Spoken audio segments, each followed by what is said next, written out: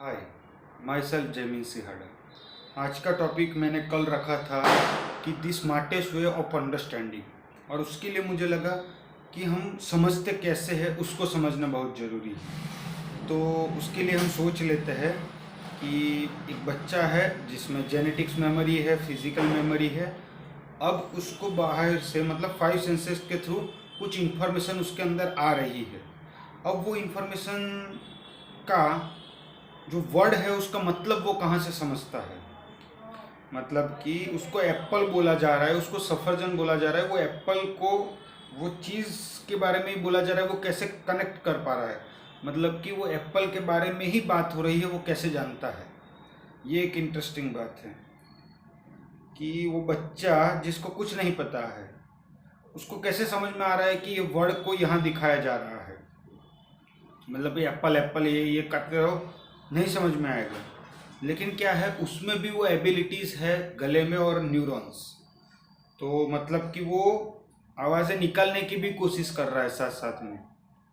मतलब कि मम्मा, मम्मा, पापा, जो बेसिक्स आवाज़ें हैं वो निकालने की कोशिश की जा रही है उसके द्वारा।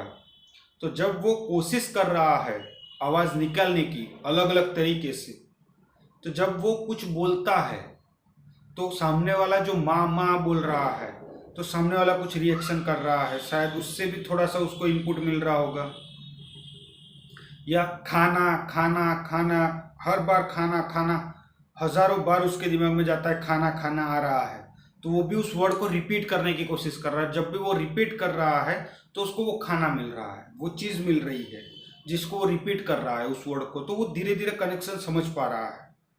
तो ऐसे मेरे ख्याल से मुझे इसमें और शायद संडे को किसी दिन बैठ के और समझना पड़ेगा डीपर लेवल पे कि एक बच्चा वर्ड के मीनिंग को आउटर वर्ल्ड के साथ कनेक्ट कैसे कर पाता है। लेकिन जो मतलब मान लो गूंगा बहरा नहीं है या अंधा और बहरा नहीं है, ये बहुत डेडलीस्ट कॉम्बिनेशन है। अगर अंधा भी और बहरा भी है, अगर उसमें से कोई एक है, जैसे एलन कर दिया जो मैंने भी नहीं किया, उससे भी ज़्यादा कर दिया, लेकिन वो स्टार्टिंग के स्टेज में बहुत मुश्किल था।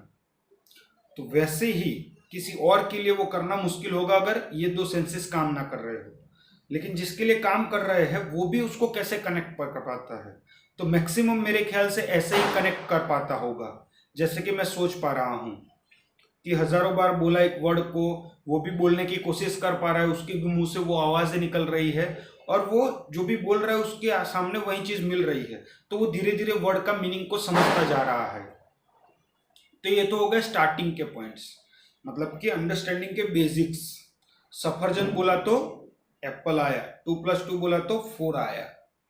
अब वो संकेतों को समझा, मतलब कि वर्ड वर्ड को समझा, फिर वो 12 अक्षरी सीखा, फिर वो ABCD इंग्लिश में, हिंदी में पढ़ रहा है, हिंदी में कुछ सीखा, फिर धीरे धीरे वर्ड्स में सीखा, फिर चित्र आए, वो सब ये मोर है, ये पंछी है, ये होता है।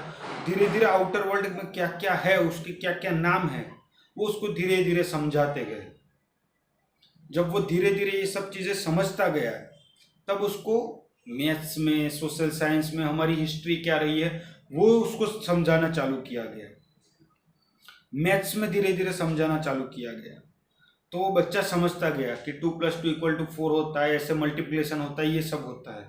लेकिन गलती एक ही हो जाती है कि वाई एंड हाउ हर जगह पे क्लियर नहीं होता, और हर जगह पे क्लियर होना जरूरी भी नहीं है। मतलब कि हर चीज़ के बारे में 100% मुझे नहीं जानना भाई, इलेक्ट्रिसिटी कैसे काम करती है, इलेक्ट्रिसिटी में PhD नहीं करनी भाई। मुझे इतना पता है स्विच ऑन ऑफ, मुझे पता है क्या क्या करना है, बस उतना जरूरी है मेरे लिए। तो वैसे हर चीज़ के बारे में उनको हर एक चीज़ के बारे में घुसना मे बी नॉट रिक्वायर्ड। वो उसके इंटरेस्ट के ऊपर है कि वो कितना समझना चाहता है। लेकिन एटलीस्ट एक सब्जेक्ट तो डाल सकते हैं एजुकेशन सिस्टम में मेरे ख्याल से यार, अंडरस्टैंडिंग पे, कि वो समझते कैसे, किसी को समझ तो पड़े। भले वो उस टॉपिक के बारे में पढ़ रहा है, भले उसको कम से कम अपनी इग्नोरेंस का ज्ञान तो हो, नॉलेज ऑफ द इग्नोरेंस, खुद की अज्ञानता का तो ज्ञान रहे, वो बहुत जरूरी है। तो लेकिन चलो मान लेते हैं 2+2 = 4, 4 × 4 = 16, वो सब समझ में आता गया, उसको सिखाते गए। तो वो उतना सिंपल है जितना एप्पल बोलने से उसके दिमाग में वो आया, वैसे ही 2+2 बोलने से =4 आ गया, वो उतना ही सिंपल है। लेकिन बात तब आती है जब उसको कॉम्बिनेशन इस्तेमाल करने पड़ते हैं। मतलब कि x/2 इक्वल टू 2+4/8, मतलब सेम चीज का अलग अलग कॉम्बिनेशन, मतलब एक तरीके से इमेजिनेशन का काम है। मतलब कि करना वही है, सिखाया वही गया है। मतलब कि ऐसा नहीं है कि कुछ और है, कुछ अलग है, ऐसा कुछ भी नहीं है मेरे ख्याल से। मतलब कि जो ऑलरेडी है लेकिन कॉम्बिनेशन अलग अलग है। मतलब कि हमारे माइंड को ट्रेन किया जाता है जो सीखा गया उसको अलग अलग कॉम्बिनेशन में समझने के लिए।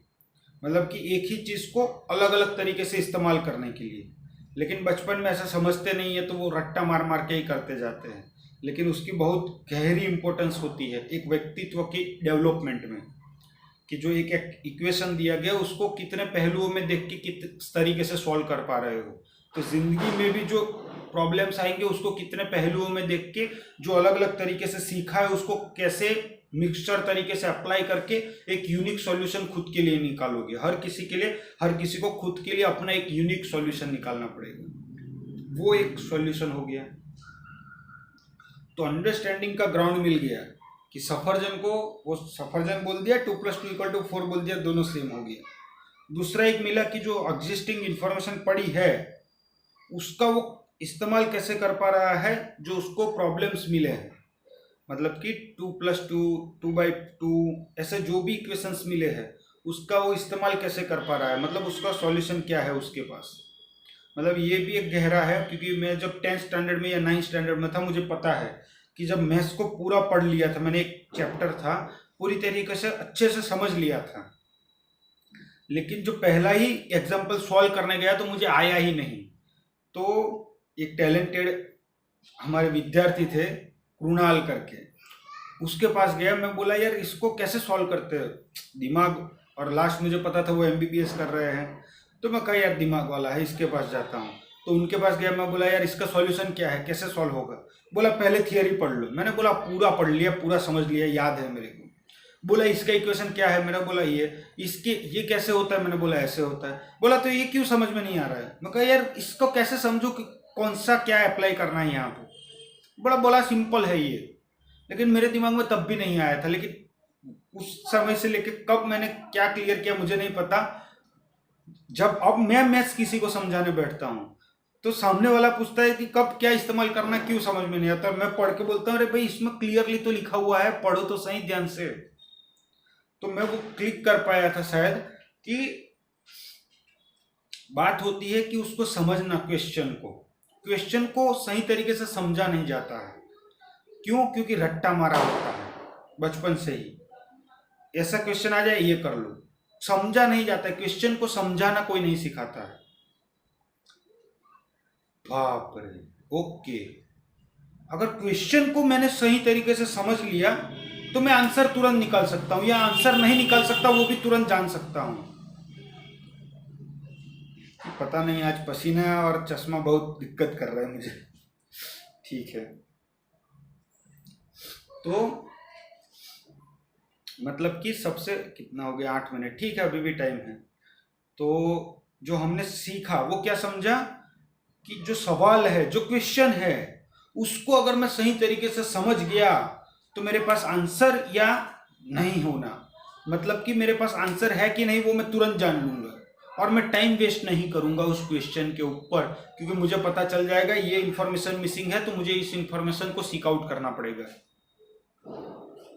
एक रिलेट कर पा रहा हूँ प्रोजेक्ट मैनेजमेंट। जब मैं पढ़ता हूँ, अभी भी जब भी पढ़ता हूँ, तो मैंने एक चीज़ नोटिस की है कि प्रोजेक्ट मैनेजमेंट में एक चीज़ बोला जाता है, या कहीं पे भी सफल होने के लिए, कि एक प्रोजेक्ट मैनेजर, अगर कोई प्रोजेक्ट मैनेजर है वो सक्सेसफुल तभी कहा जाता है जब उसको पता है खुद की काबिलियत के बारे में, और उसको पता है कि वो कौन सी काबिलियत उसमें नहीं है, कब इंफॉर्मेशन के लिए या नॉलेज के लिए बाहर सीक आउट करना है। मतलब कि अगर कोई गहरी नॉलेज नहीं है जो वो काम करने जा रहा है तो सामने से जाके बोलेगा भाई इसके बारे में मुझे उतना टेक्निकल नॉलेज नहीं है, तो वो इंफॉर्मेशन लेने जाएगा, नॉलेज किसी से गेन करने जाएगा। मतलब किसी को पूछेगा मैं पहली बार कर रहा हूँ कैसे करना है, क्योंकि उसको सवाल अच्छे से समझ में आ गया है, उसको पता चल गया है कि उसकी एग्जिस्टिंग नॉलेज में या इंफॉर्मेशन नहीं है, वो सॉल्व नहीं कर पाएगा, उसको अच्छे से नहीं कर पाएगा, उसको कॉन्फिडेंस नहीं आ रहा है, तो वो क्या करेगा, सीक आउट करेगा, मतलब बाहर की तरफ जाएगा किसी और से नॉलेज या इंफॉर्मेशन गेन करने के लिए, या फिर गूगल पे जाके सर्च मारेगा, या कोई एक्सपीरियंस, कोई एक्सपर्ट होगा जिसको वो जानता है, जो यही काम कई सालों से कर रहा है, तो उसके पास जाएगा समझने के लिए। लेकिन ये सबकी शुरुआत कहां से हुई? क्वेश्चन से। वो मतलब एक लड़की थी जिसको मैं समझा रहा था मैथ्स में, और वो समझ ही नहीं पा रही थी। वो बोल रही थी कि ये जो 10th स्टैंडर्ड में ही था कि ये जो क्वेश्चन है, उस क्वेश्चन को मुझे पता नहीं चल रहा है कौन सा इक्वेशन इस्तेमाल करूं। और मैं पढ़ता था क्वेश्चन को और मैं बोलता था ये इस तरीके से होगा, x इसको मानो, ये वैल्यू दिया, ये वैल्यू, तो x डिवाइड बाय होगा, ये वैल्यू यहाँ जाएगा, अब x की वैल्यू निकालो। वो बोलती थी लेकिन ये इक्वेशन कैसे बनाए आपने? बोलो क्वेश्चन में तो लिखा है उसको। तो क्वेश्चन में जो लिखा था उसके रिलेशन को मैं बहुत अच्छी तरीके से समझ पा रहा था, मतलब कि डिपेंडेंसीज को बहुत अच्छी से समझ पा रहा था। क्वेश्चन को समझना मतलब एक तो पहले कॉन्टेक्स्ट को समझना, जैसे कि जो ट्रायंगल है वहाँ तीनों एंगल को अगर ऐड करना है तो वो कहाँ सरफेस पे बात हो रही है, फ्लैट सरफेस पे है, हाइपरबोलिक है, जियोमेट्री कौन सी जियोमेट्री है, क्या कॉन्टेक्स्ट में हो रहा है वो समझे लेना। दूसरा कि रिलेशन क्या है, एक दूसरे से क्या बात हो रही है, क्योंकि रिलेशन ही तो समझा बच्चा ने क्या किया, एक वर्ड के रिलेशन को उसके साथ जोड़ा, और फिर दूसरे रिलेशन को 2 + 2 = 4 होता है, 2/2 = 1 होता है। उन सब को समझ के, रिलेशन को समझ के जब x / 2 = 4/2 आया तो उसने उसी रिलेशन को समझ के कॉम्बिनेशन किया।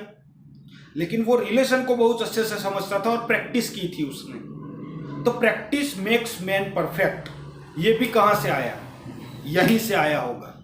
यही रियल अंडरस्टैंडिंग है। अगर किसी को समझना है कि how practice makes man perfect, कैसे बोला जाता है, बोलता तो हर कोई है, बच्चा बच्चा बोलता है, लेकिन समझ कितनों में है कह नहीं सकते। बहुत ही काफी लोग, मेरे में भी नहीं थी, आज ही मुझे समझने को मिल रहा है ये सब चीजें। तो ये तो एक बढ़िया बात मिल गई।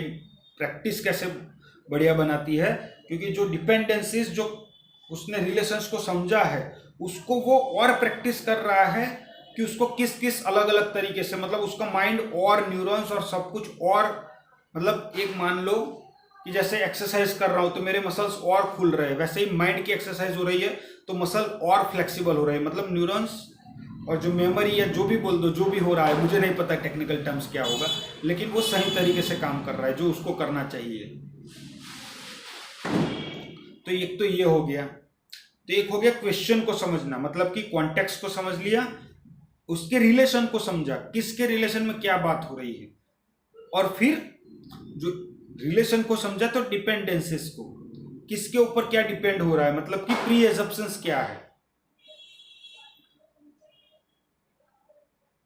मेरा भारत सबसे अच्छा है या मेरा भारत कभी भी बुरा नहीं कर सकता है, इन सब में जो प्री एजम्पशंस है उसको समझने की कोशिश करो।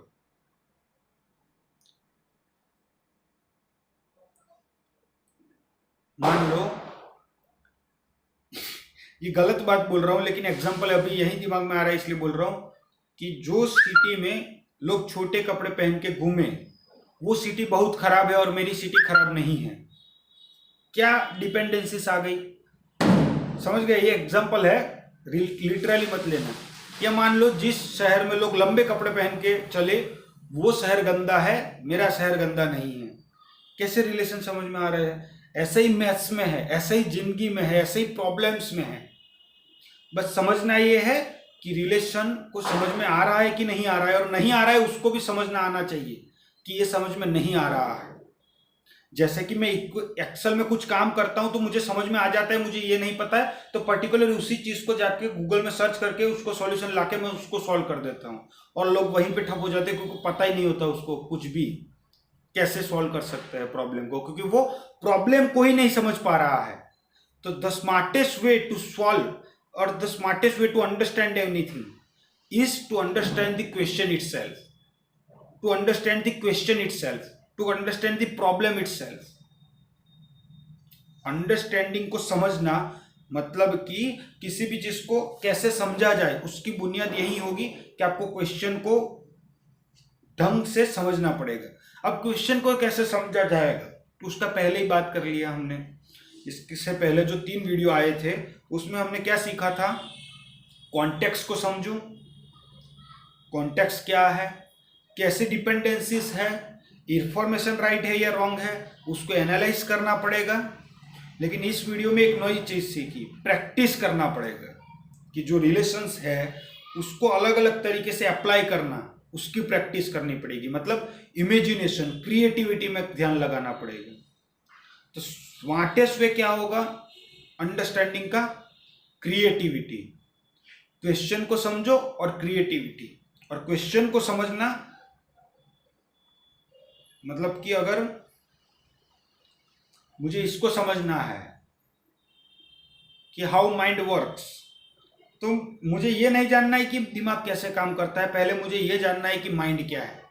Question the question itself. सवाल को ही पहले सवाल पूछना सीखो। कुछ ऐसा है सवाल में जो नहीं समझ पा रहे हो तो पहले उसको समझ लो। तो पहला हो गया क्वेश्चन द क्वेश्चन इटसेल्फ, सवाल को ही पहले सवाल पूछो। उस सवाल में कुछ ऐसा है, समझ गए। दूसरा क्या आ गया, इमेजिनेशन और क्रिएटिविटी। वो कैसे डेवलप होगी, जो भी रिलेशन, जो भी समझा गया है उसको अलग अलग तरीके से मल्टीप्लाई करना।